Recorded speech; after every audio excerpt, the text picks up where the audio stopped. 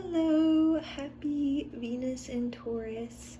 In these Venus readings, I make a crystal grid and I go over the major astrological themes of Venus during her transit through the current zodiac, which is in Taurus, and I will draw a all-encompassing card, a seen, a hidden, and then a crystal card to see what the crystals have to say. And then, I don't know if I said I'll make a crystal grid. So, I'm making a crystal grid now. I have Jet, Epidote, this one's packed. It looks, I don't know if you can see the green, but super nice. Black Tourmaline, try to ground us for this earthly transit. And let's get some abundance with the pyrite. Abundant in all avenues of life, income, experiences, relationships, love, food,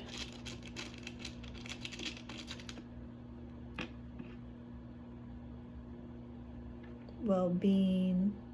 Those are all themes of Venus and Taurus. Other themes are realigning our values or core values, getting back in touch with ourselves. Taurus rules the second house, and that is the house of self-worth. So knowing that you're worthy of all the abundance in your life, and I guess I have two kinds of green kyanite. The kyanite blades and then just little pieces. Definitely some fairy magic in Venus and Taurus, and yeah, just having those really down-to-earth experiences of enjoying the simple things, such as just having a nice meal, feeling relaxed, feeling grounded, taking things face value, and not really overcomplicating things in Venus and Taurus. Venus will be in Taurus from May 28th to June 22nd. And during that time, we have 4 major astrological themes, and then Venus will align with the Pleiades at the end of the Taurus transit going into Gemini. What else with Venus and Gemini? Oh, hematite. Got our grid.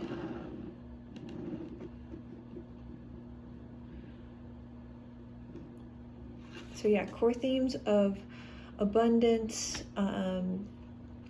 simplicity, just simplicity rendering peaceful experiences, and also just having like appreciation for simple things. But I say this, but I mean, like, you know, the typical avenues of arts, entertainment, like I said, like a nice meal, feeling comfortable, and oh yeah, like maybe just shopping,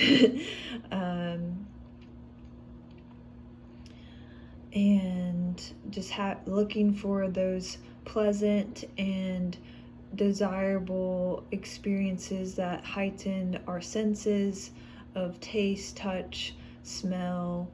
I don't get it as being such like a searching for vibrant, like, color experiences like Gemini.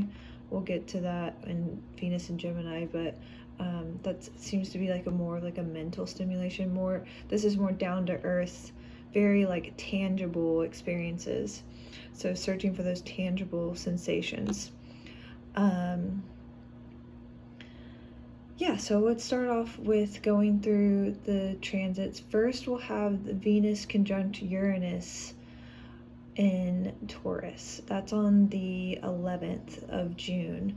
This energy, we've had the square, which was a little bit of a push and pull dynamic. This is a full-on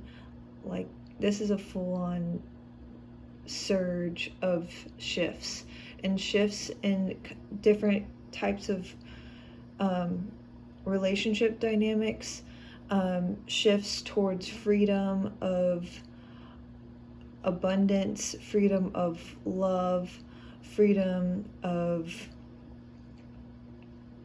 experiences, also having unusual experiences. Just having, like, this day could render something that's just super bizarre and you're just kind of like taken aback, but like you're just like, wait, did that just happen? That's a lot of Uranus energy. And maybe even the desire to wear unusual outfits.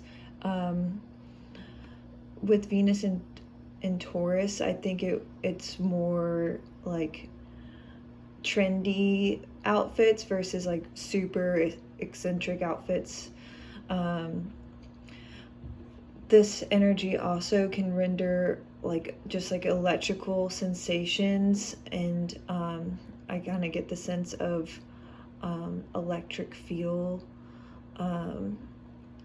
You can possibly have like super strong magnetic attractions, things that just gravitate towards you, or your relationships gravitate towards each other. And I feel like that's aligned towards Uranus freedom and searching for that. Like, you'll align with people who resonate for that reformation in lifestyle, that are, seeking the same kind of lifestyle as you are. Next, we have Venus square Saturn, and this shouldn't be taken too much. I mean, it's a square, it's gonna be a test. This is on the 18th, but fortunately on the 19th we have the sextile with Neptune, so we have some positive, more benign energy. Not that it's malevolent energy with Saturn, it's more just a very discipline-oriented energy, where it's testing your relationships with all things in life of material world, such as relationships, money, career, what you're exchanging your energy to. Like, it's going to show what has longevity and what has maturity, or it's going to show you the opposite, what is really just short term, what's immature, and some of those, like, sometimes harsh reality checks with Saturn happen. You could also notice or experience withholding of emotions during this time, and that being the case of like doing so with, or noticing that to be done for control or like restrictions. There's like an authority aspect here, and with authority we have like a sense of controlling. So just be mindful that could be an experience. Or you could also just have like these like kind of like tense and rigid feelings, or notice someone else as being tense and rigid. Not Uranus Venus conjunction where it's like full on just like I'm hearing this song. It's like, let the beat control your body, like music, like having that electric feel flow through you. There's a lot of tension with the Venus in Saturn square, and just not really accepting the feelings, kind of trying to like limit or block that natural flow. Those are just all possibilities, but I'm bringing this into awareness so that it's just, you can notice it and not be affected by it. And fortunately, we do have the sextile with Neptune on the 19th, which is supporting dreamy love avenues of fantasy in life and love, having those rose-colored glasses on and really just having an optimistic mindset. This energy is also really good for creativity, and I think that could wield well with the Saturn energy, just kind of taking that discipline instead of having it, outward experience. You can really harness it on the inside and gear the creativity towards like a discipline, a spiritual discipline. So also really drawn to beautiful art and wanting to experience beautiful art with Venus sextile Neptune. Lastly, we have the Venus trine Pluto aspect on the 21st, right before Gemini season, or Venus in Gemini. We're in Gemini season now. So this is an aspect that really is always about empowering the self, especially since Venus is about self-worth and values. This is empowering self-love so that you elevate your self-worth and you elevate the value that you have for yourself, so that one, you attract people who treat you just as well as you treat yourself. And this also, with you radiating the self-love that you have, you can also project this outwards and like really just influence others to have this empowering self-love. Also just like a really intense emotional dynamic there. It is earth-based, so I'm getting the sense of it being not like it's emotional, but it's not like a water trine. This is more geared towards maybe making a relationship work physically versus emotionally with this trine.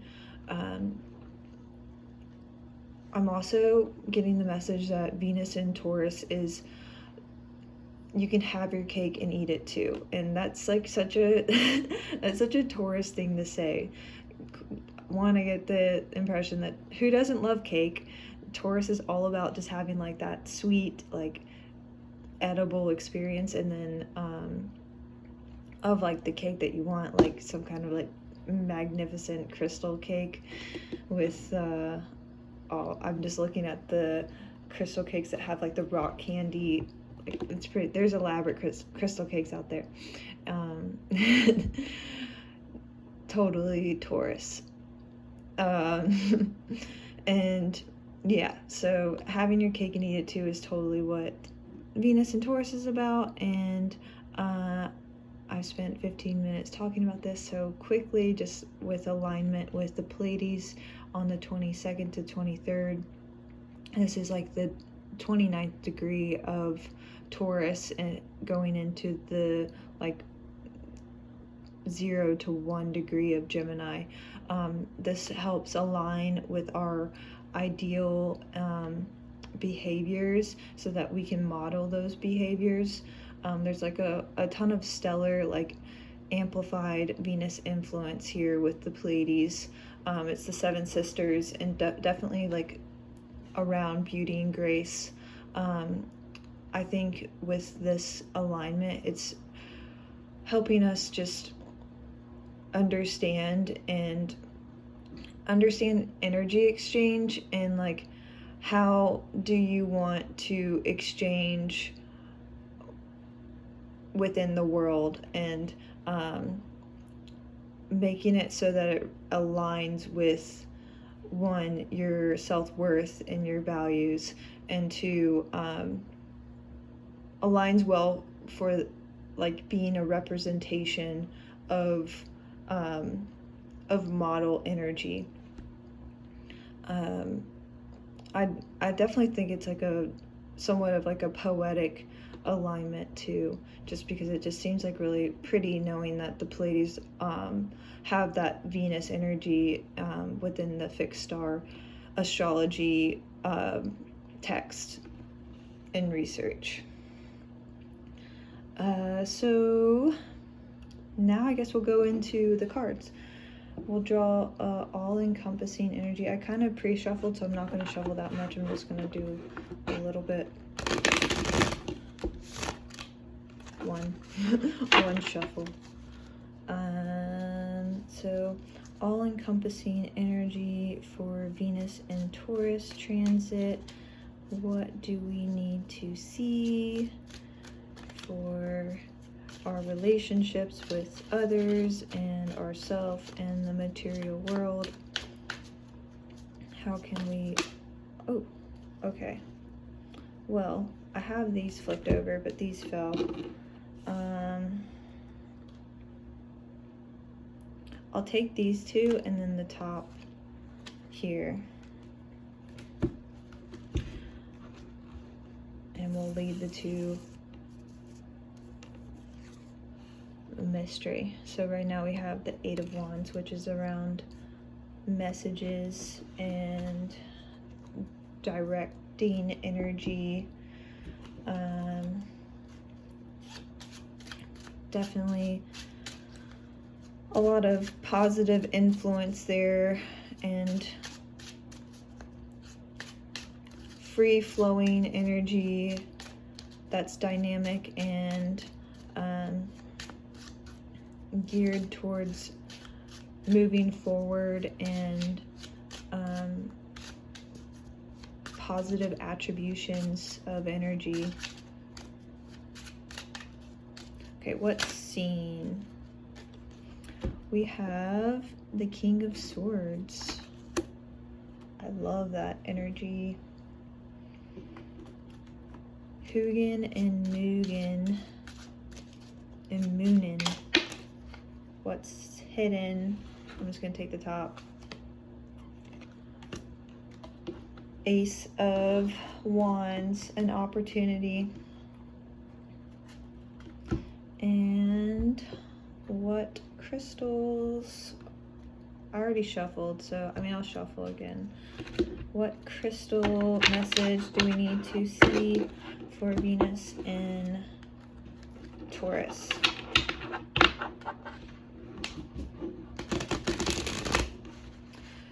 With the King of Swords, I definitely get the aspect that there's a lot of clarity that's being brought into awareness and relationships, and I'm getting energy exchanges in the world.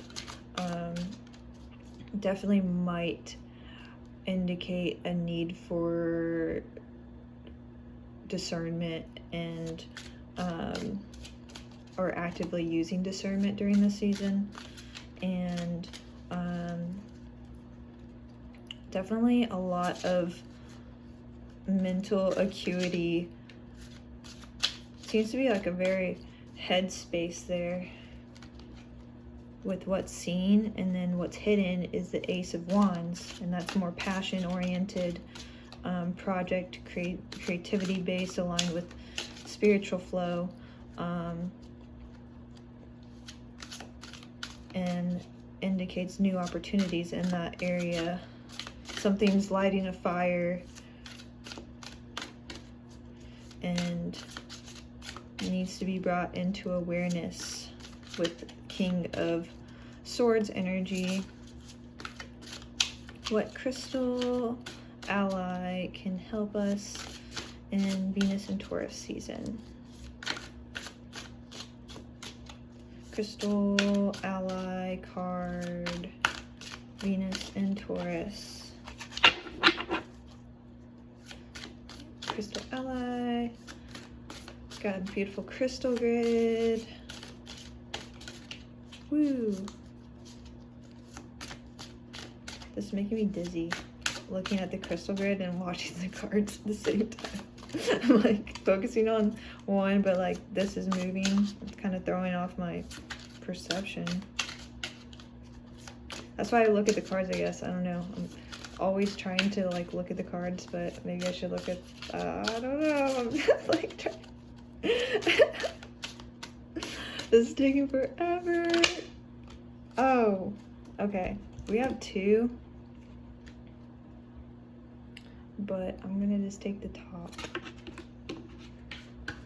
And this is interesting. This is what the air signs got for Gemini season. And this is, yeah, right in Gemini season, because the sun will move into Cancer on the 21st, 22nd of June. So if you are a air sign, this could, I'm getting the sense of maybe this is aligning to you, or even the Venus in air. My Venus is in Gemini, so my Venus is in air. Inner peace and tourmaline. This is really based around embodying, what did the Crystal Ally deck say?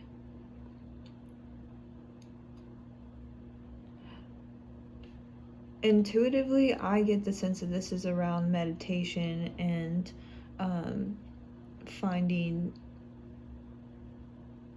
one, having that peace within, finding peace in meditation, and then it kind of being projected out into the world. Having, you know, one, a sacred space within yourself, and then having sacred spaces out in the world.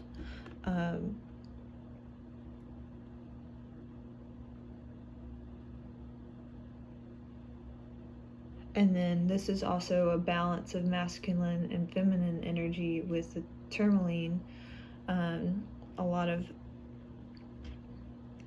color there too, like vibrant experiences, which is funny because I was like, this is less vibrant than Venus and Gemini. But there's still a lot of mental energy. This is a water card, by the way. So there's emotions here. Maybe assuaging our emotions through meditation, finding clarity, and also being able to notice that inner fire that's within us during meditation. And I'm getting a sense of also like cleansing to obtain this inner peace. One, Venus and Pluto will definitely do that.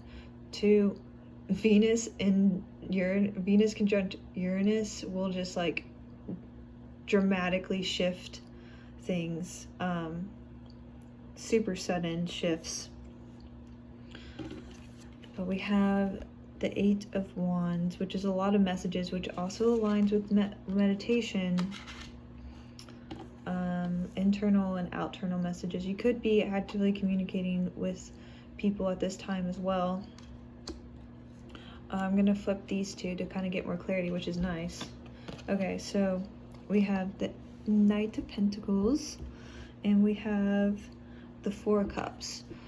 Knight of Pentacles reveals longevity. This is definitely a Saturn-Venus check here. Things might not be experienced as loving, but it's because something is actually just very much appreciated and held with honor and value, and somewhat like delicacy here, because of the fact that the knight and the horse are moving slowly to get to their destination. There's movement here, even though it might not be noticed on the surface. There's a lot of movement underneath, and this is definitely a movement affirmation here.